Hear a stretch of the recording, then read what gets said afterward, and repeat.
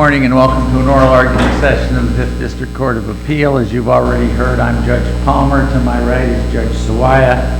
To my left, we're happy to have an associate judge with us today. Susan Stacy from the 18th Judicial Circuit is joining us. We have all civil cases on the docket today, 20 minutes per side. The appellant can reserve as much time for rebuttal as they choose. The first two cases are traveling together but not consolidated, so I assume they will be two separate arguments unless you all have agreed to anything to the contrary. Hopefully you won't need the full 40 minutes on each because there's a lot of overlap, obviously, but that's up to you. So with that, we will hear first the Carr versus Good Gateway.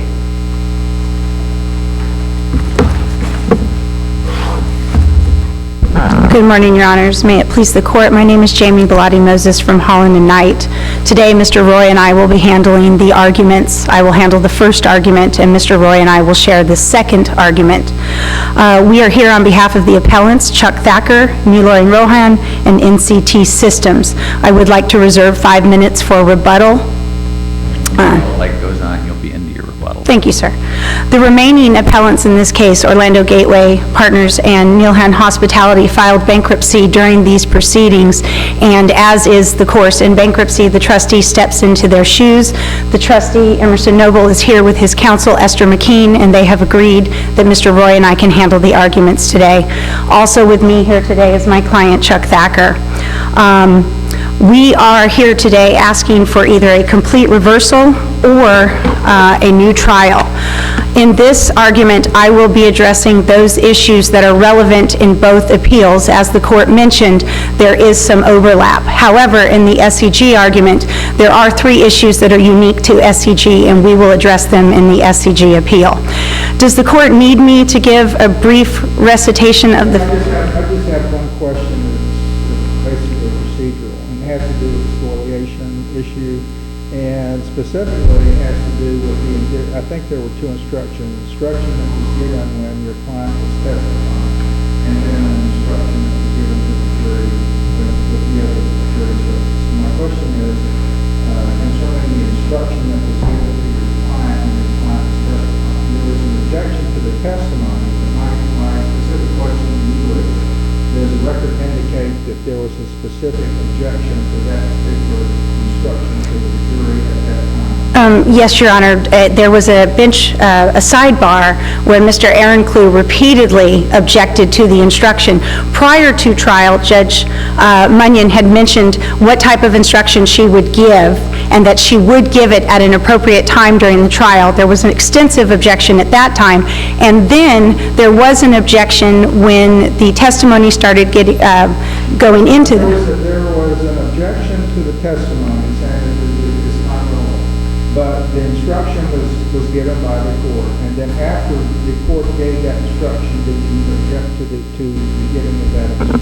No, they objected before the court gave the objection. Once it was given, I think there would be a why are you rehashing old arguments? The record indicates I would strenuously object to discovery issues being admitted in evidence in this trial. And then the court gave a specific instruction regarding spoliation. And I'm asking you, after that instruction was given, was there an objection specifically to the instruction? That objection was given earlier when the court already said, if I do this, this will be the instruction. I think at that point, Mr. Ehrencleugh had to avoid, it was very clear that he objected to a spoliation instruction being given, and it was repeated over and over again, and the trial court determined that she needed to punish the defendants for some way, and this was the way she resolved it.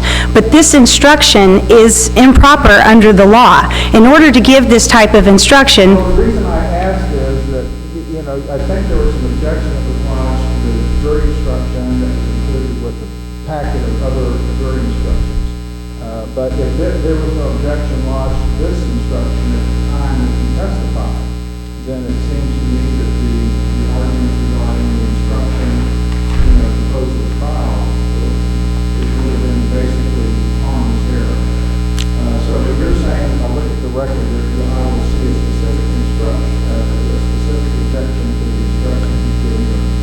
Your Honor, I cannot represent to you, unfortunately, the record is 17,000 pages long. I cannot represent to you a specific page site right now. You're telling me that it was preserved in instruction, objection was made and that's all? I think it's pretty clear that the defendants objected to this instruction, A, being given, and B, the way it was worded, okay? You're not appealing the finding of fraud. Because of the deference that would be afforded to the trial court, we are not appealing that. What we are appealing is her remedy for her findings. Could she have stricken the pleadings as a remedy in light of the finding of fraud? That is, as she put, an arrow in her quiver. Okay. So if she could do that, can she do anything short of that?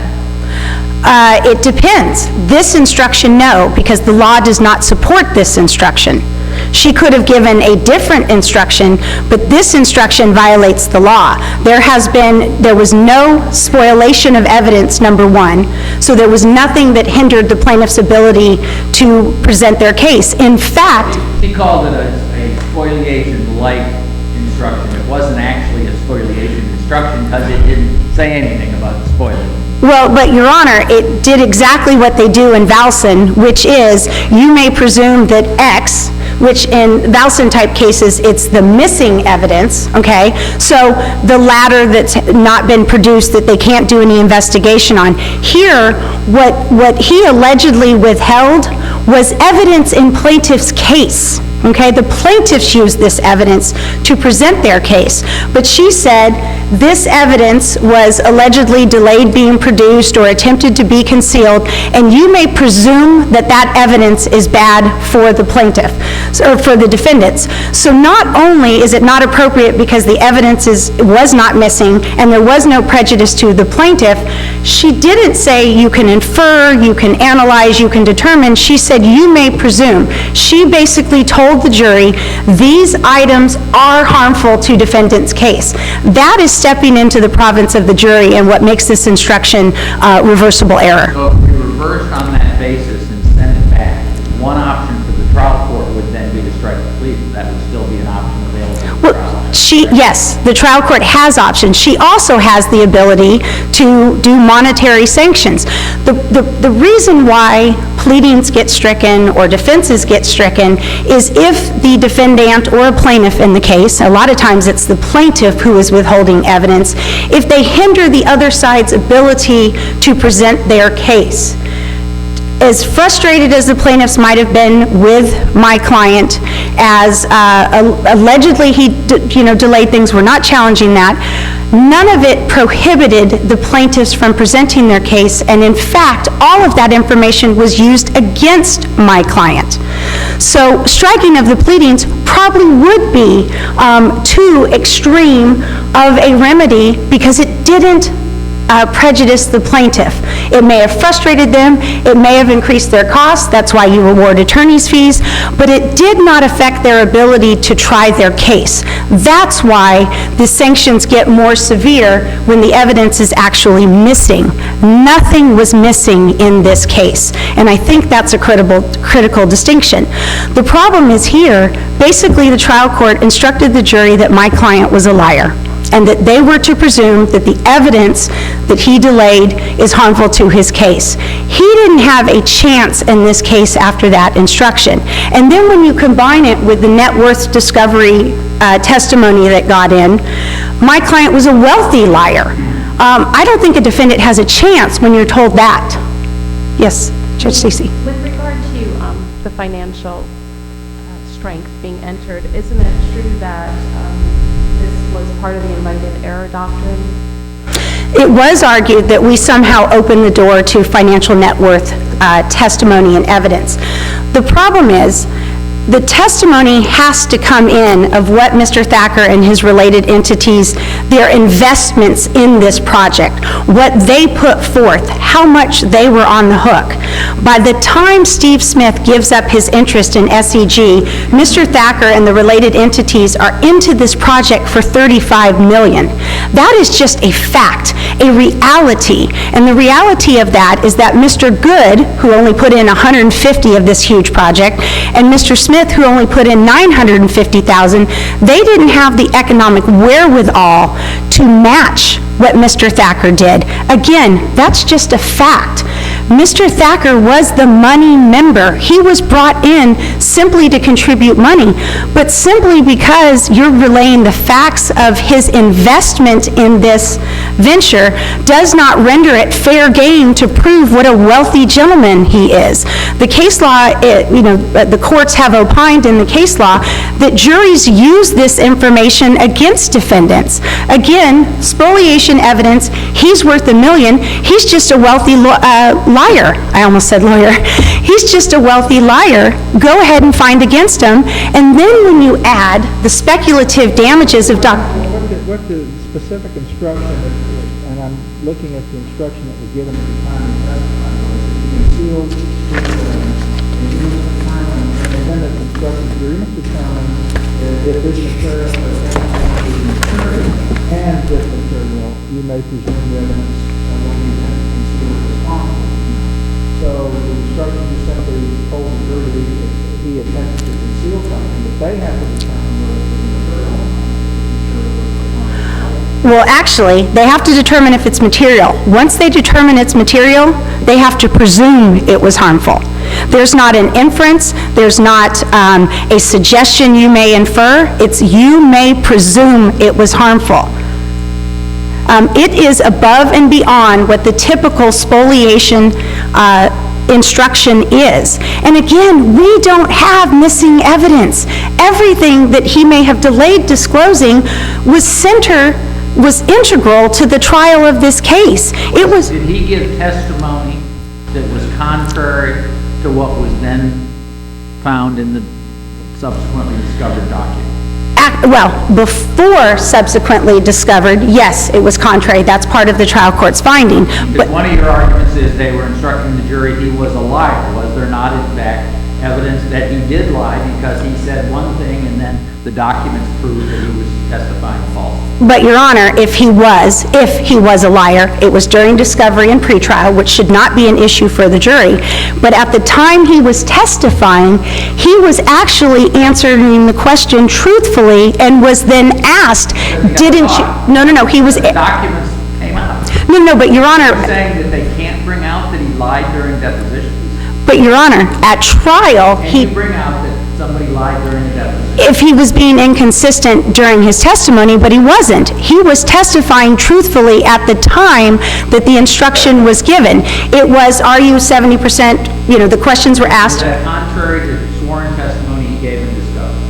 Yes. Are you not allowed to bring out at trial that he gave inconsistent sworn testimony in discovery?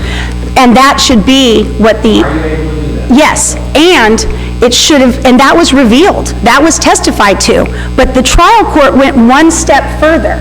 The plaintiffs were allowed to bring this out.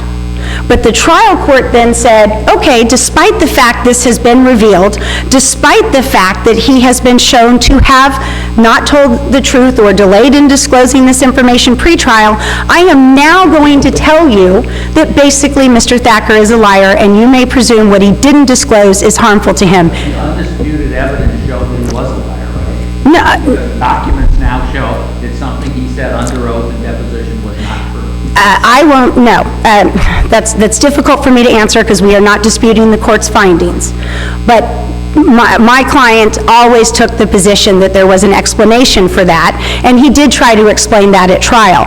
But when the trial court instructs the jury, and we all know this, when the trial court says to the jury, X is a fact, this is presumed to be harmful, that is different than if it's just Mr. Mitnick's or Mr. Townsend's argument.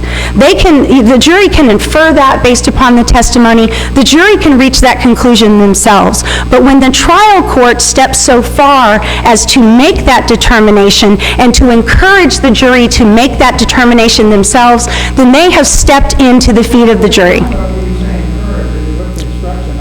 Looking at the instruction that was given at the time he testified, you may further consider the concealment in the way that the judge told the jury, you may consider this in the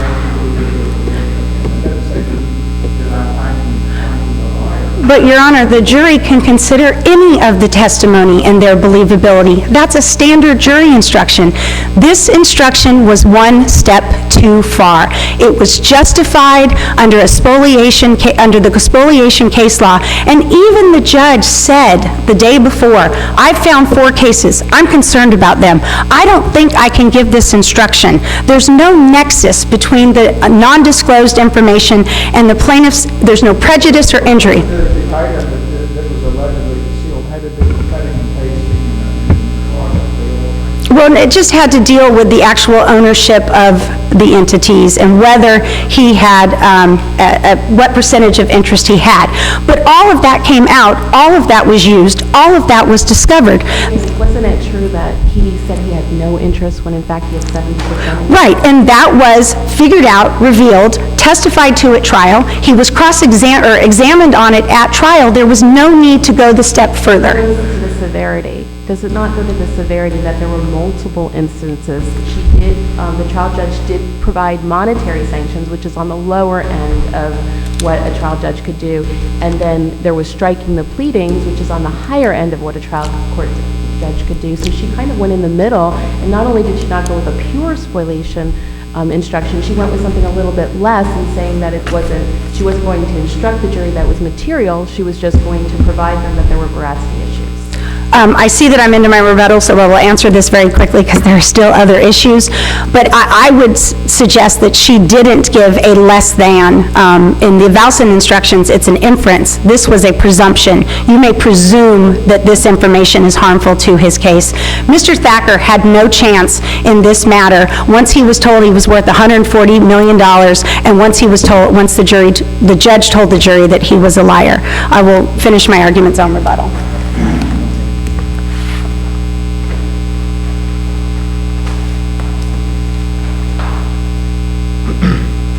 Good morning. Keith Mitnick for the appellee.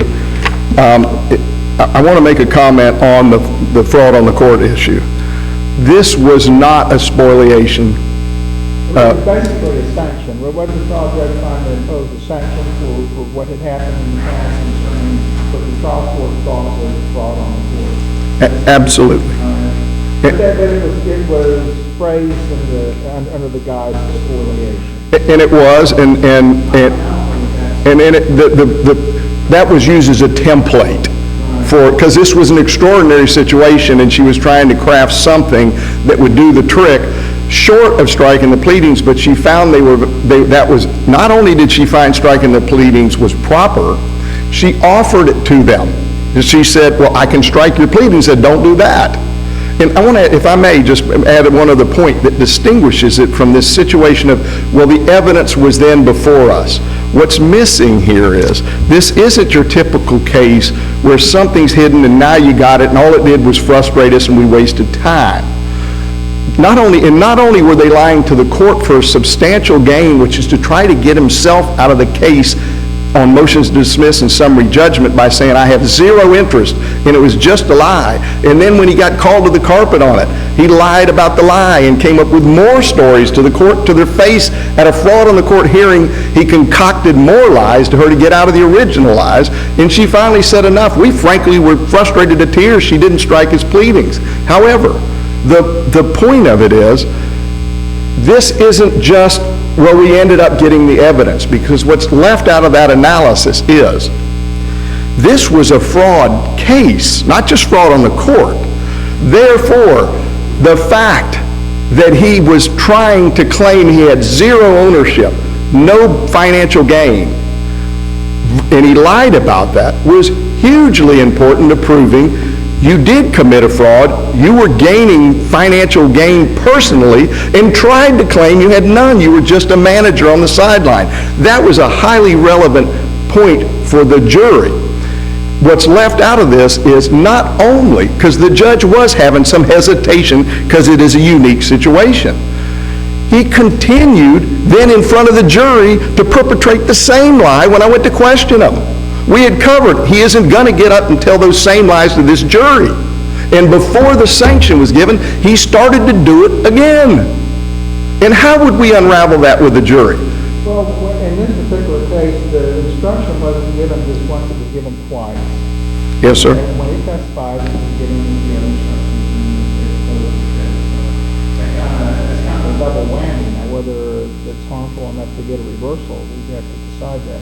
But, I mean, I don't know that I would have given the instruction in that way, but, and I don't know that I would have given it twice, but here we are with the record against it's kind of a double whammy. If we say it's erroneous. Here, I would suggest it wasn't, the starting point is not a double whammy if it was not erroneous. But given it twice. But it was given twice. But here's the point on that, because we urge that. This case was not defended from, okay, you now have the documents, and we now acknowledge it, and there's no more of a fight on those issues that got me in trouble before court, and don't do it again. The entire defense was either directly or indirectly claiming innocence to all of that.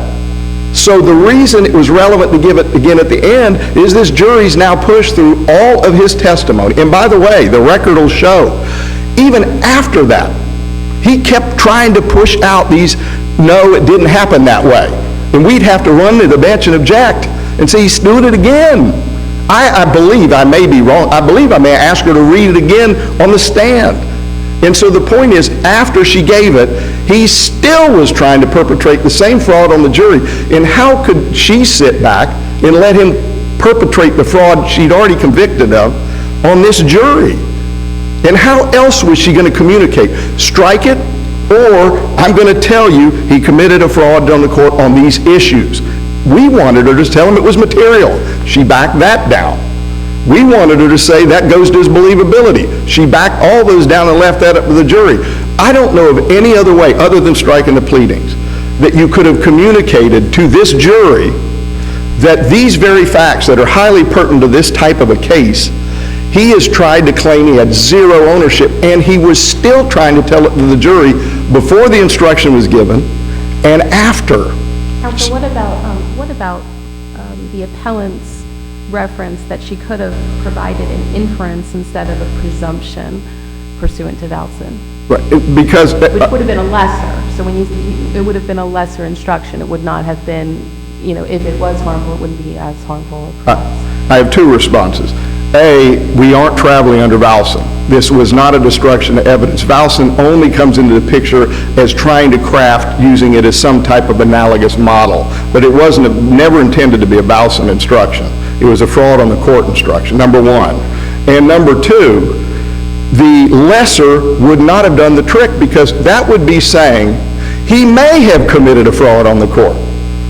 He might have. First of all, how would a jury know that? How would we would have to retry. And by the way, these hearings lasted like 8 months. We would come, he'd testify, he'd say something not true, we'd come back a month later. I don't know how we could have replayed all that with the jury. Said an inference rather than presume. I mean, the wording of the actual instruction could have been lesser. Do you agree? But inference as to which part? As to whether it's material? yes, sir. As to whether it's material, can I see may I just grab the instruction? I don't remember the exact words.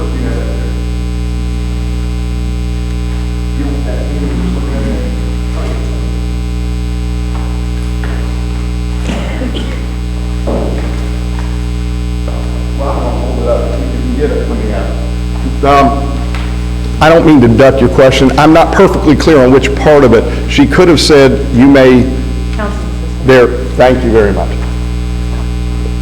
It says, you must determine if this information was material. And then go on. And then it goes on, and if material, you may presume the evidence which was, you may infer.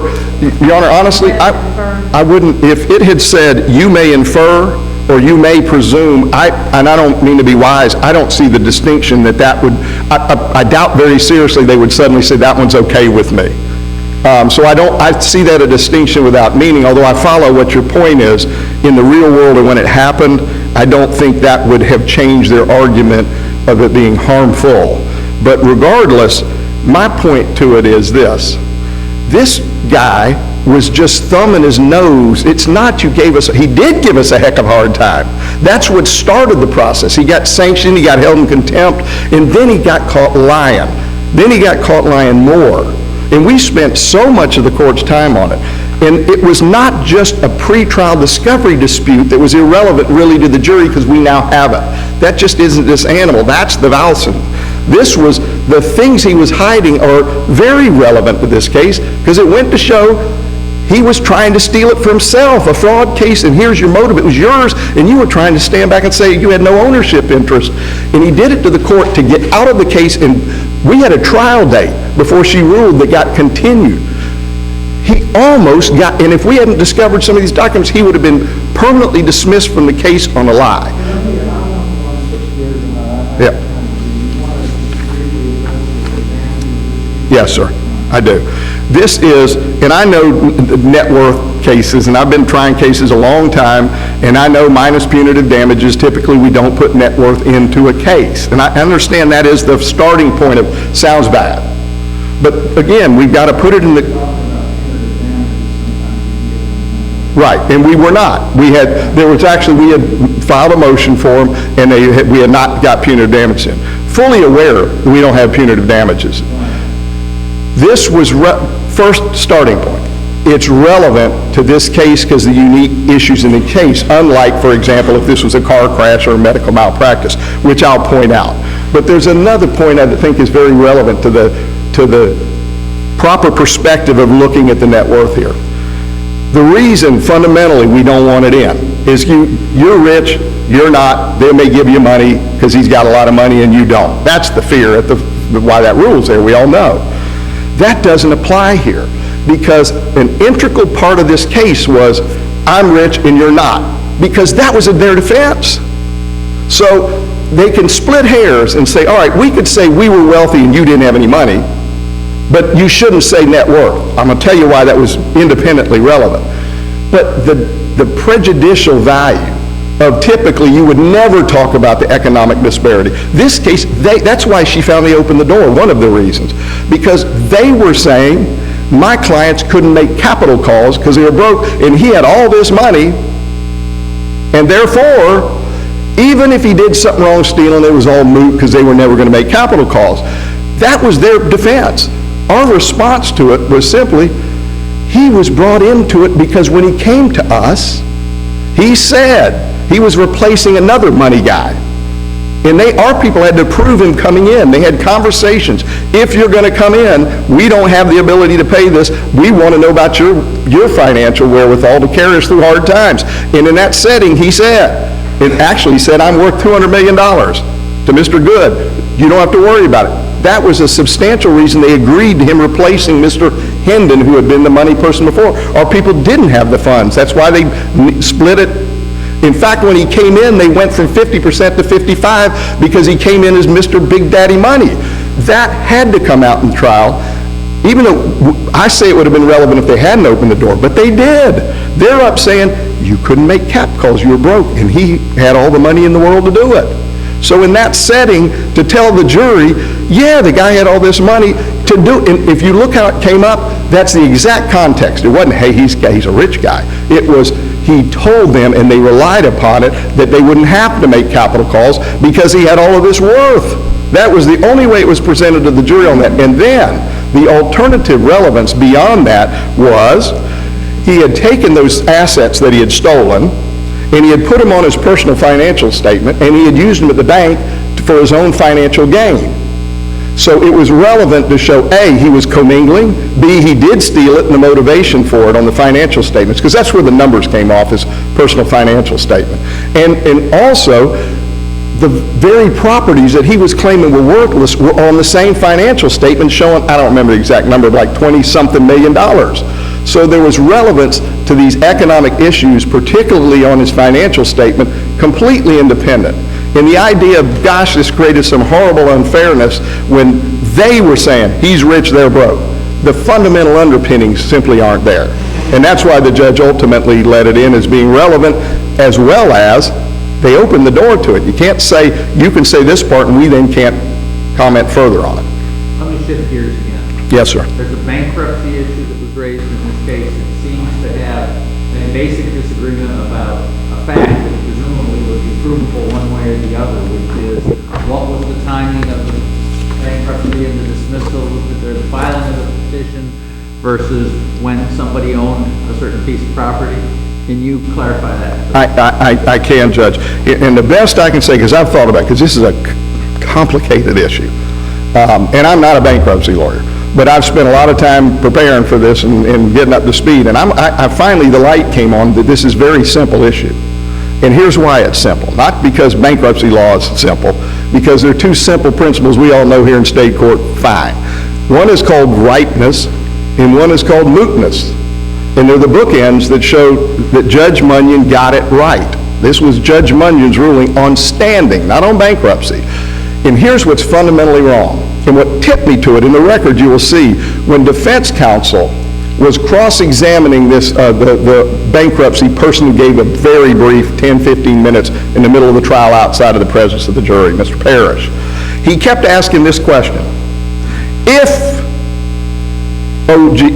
OG was an asset of bankruptcy, if OG had been, what would happen? And it was kind of odd for him to keep saying if, because they're trying to argue it is, and it dawned on me in preparing, he had to say if. It wasn't. The facts and circumstances presented to Judge Munyon was simply, Mr. Smith went into bankruptcy. There was no, the bankruptcy trustee nor anyone else had anything to do with OG.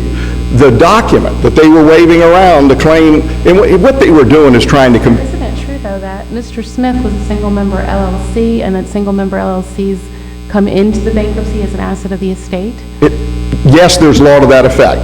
But here's what I was just about to say that I think will answer that question, what distinguishes that point. The document that they were trying to convince the judge, here's the way it played out at trial. Let me tell you this terrible sneak Smith did, and he hid this from the bankruptcy court, and you've got to give a remedy. He pulled a fastball on the federal court. The document they were waving around to say that said on its face that here are my assets, and did not include OG. And over here, it was a little misnamed, but it had the exact federal ID and everything. I disclosed on a second form OG, and said he had owned it from X date to X date. And the date he had gotten rid of it is the date that this underlying fraud all occurred, when Thacker took everything. Did Smith own OG at the time the bankruptcy was filed? He did, well, he didn't. There is evidence he absolutely did not own it at the time, both, importantly, there's been evidence developed since that's come out of the 11th Circuit in this notice of taking judicial notice, where the court recognized a dispute on that issue and said, I'm not getting into it. But what Judge Munyon had in front of her was the document on its face said he had gotten rid of it before the bankruptcy. And the dates make sense, because that would have been... Did you know who owned it at the time? At the time? Yeah, at the time the bankruptcy was filed. It wasn't owned by Smith. It was, at the time it was filed, it was the evidence you will, I'm being careful not to go outside of the record, but I believe it is in the 11th notice, not the 11th, the bankruptcy court notes the position that I believe allow me to answer this question, which is Mr. Good had it transferred to Mr. Good beforehand. Smith, there was a conversation in which he said, not documented, but the law isn't, you don't have to have it documented in writing. They were old friends. They had all this problem. He didn't want to be litigated against, and said, I'll give you whatever I got beforehand. But I will tell you this, that evidence out of candor wasn't presented to Judge Munyon, to be clear. That's come up at the 11th. But what was before Judge Munyon was this, and this is the ripeness, mootness. Beforehand, why is he saying if it was in the bankruptcy? If. Because it wasn't. And the document on its face, it isn't a situation like Your Honor just pointed out, it would automatically go. Not if he didn't own it at the time.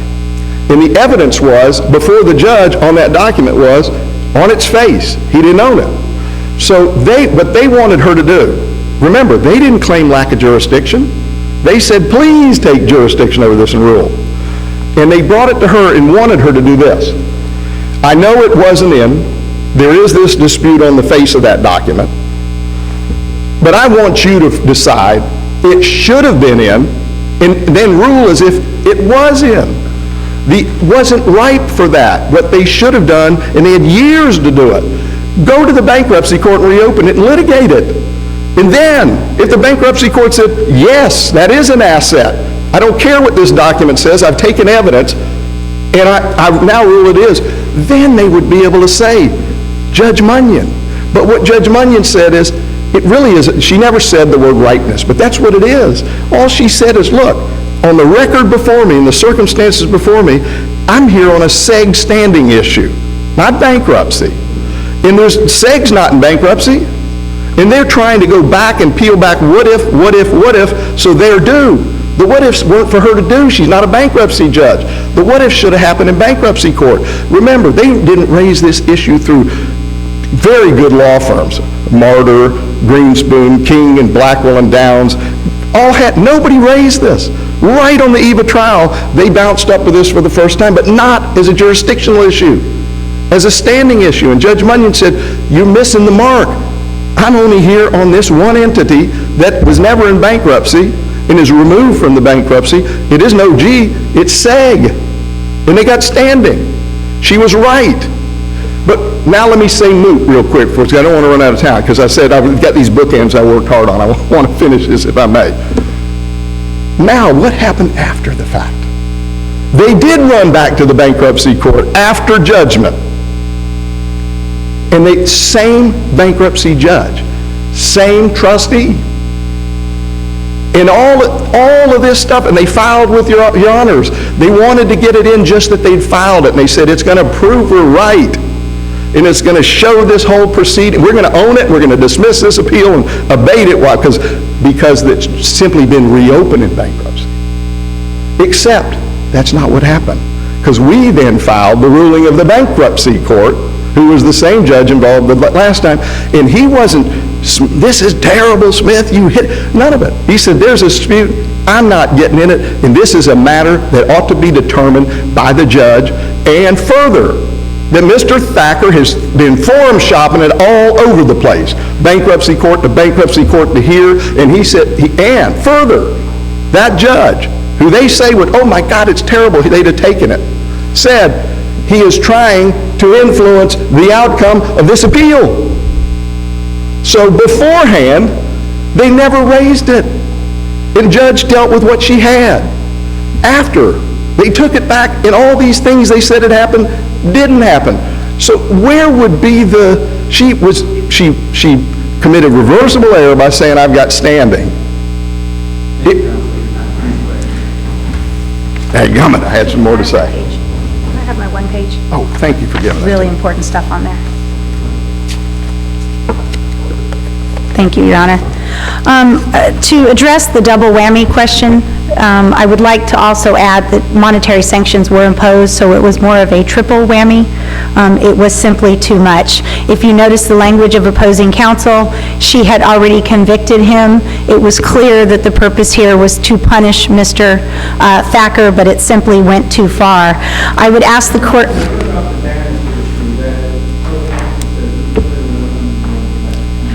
Yeah, I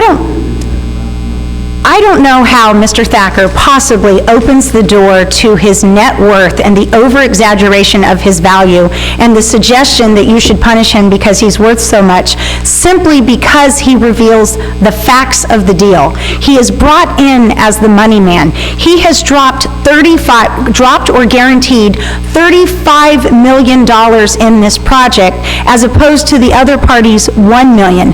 That is just a fact. That's not, now you all need to know what I might possibly be worth. And yes, if he revealed to them in their investigation for their money man, someone they can use in this process, that he happens to have financial worth, that's great. But there's no need to suggest to the jury that he is worth millions of dollars, because all the jury's going to do is punish him.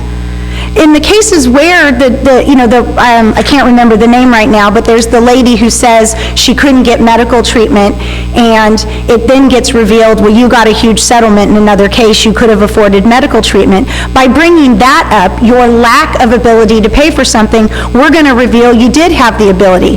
But all that Mr. Thacker testified to is what his skin in the game was. And he did make those commitments. He came through. One allegation that's not in this case, surprisingly, is that Mr. Thacker represented he could invest in this project and didn't, and that's why it failed. Instead, at the end of the day, Carson Good invested $150,000 and is now entitled to over $15 million in judgment. That's a 10,000% return on your money. I think all of us would love that. And Mr. Thacker is stuck with almost $35 million in debt. How is that fair? Well, let's go to that. The damages and the reasonable certainty is the damages, and you raised that issue. Do you want to argue that today as to whether these damages are reasonable? Well, I would like to argue also that paragraph 2.7 of the operating agreement applies, but I'm going to have to direct you all to my brief because I'm obviously not going to get to it. With respect to the damages, Dr. Fishkind came in, and again, we all know Dr. Fishkind, he basically testifies on NPR. He is a well-respected person, but relying upon the allegations of the complaint, the pro formas that were used when this was initially started, and letters of intent that never came to fruition, Dr. Fishkind made the determination that Good Gateway was damaged to the tune of $2.25 million and SCG was damaged to the tune of $16 million. The problem is lost profits are speculative unless they can be proven with real certainty. The parties themselves to this OGP adventure testified that it was a sinking ship, that they were in a deep black hole, that there was not a rosy forecast. Mr. Smith so desperately wanted to get out of this project because the value of the project was less than the debt on it, that he transferred all of the interest in SCG to Mr. Thacker. The pro formas didn't come to fruition. The letters of intent didn't come to fruition. Yet, Mr. Fishkind opined that yes, all these restaurants were going to come in. The question is, there's substantial confidence. They're not. He says repeatedly he assumed this was going to happen. He assumed this was going to happen. I can give the court record cites. 15702, he assumed that the letters of intent were actually going to go through. And in 15701, he acknowledges that the letters of intent aren't binding, but specifically relied on them in rendering his opinion that yes, they were going to happen, and they should have happened, and if they happened, all this money was going to be lost. It was complete speculation, Dr. Fishkind's testimony. Strike that testimony or objection to that. Yes, there was.